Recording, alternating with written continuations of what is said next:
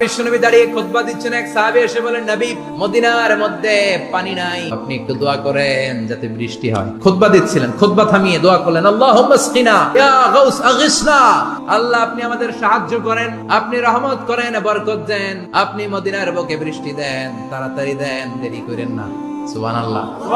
বিশ্বনবী দোয়া করতে দেরি, মুহূর্তের মধ্যে ঝুমঝুম করে বৃষ্টি নাজিল হয়ে মদিনাটা প্লাবিত হয়ে গেল। আবার বিশ্বনবী পরের জুমাবারে খুতবা দিচ্ছেন, ওই সাহাবী এসে হাজির, এসে বলে, ও নবী আর বৃষ্টির দরকার নাই। বিশ্বনবী আবার হাত তুলে বললেন, আল্লাহুম্মা হাওয়ালাইনা ওয়ালা আলাইনা, মানে আল্লাহ আপনি বৃষ্টি দেন, তবে এই এলাকায় না, ডানে বায়ে সামনে পেছনে চারদিকে দেন। সাহাবীরা মসজিদ থেকে বের হয়ে দেখে মদিনার চারদিকে এরকম গোল একটা চাকতি, এই চাকতি দিয়ে নীল আকাশ দেখা যায়, আর ডানে বায়ে সামনে পেছনে প্রচন্ড ঝড় ঝন্ডার বৃষ্টি। মদিনার আকাশে এক ফোঁটাও বৃষ্টি নেই। চিল্লা এখন সুবহানাল্লাহ। এগুলো হচ্ছে বিশ্বনবীর খুতবার বরকত।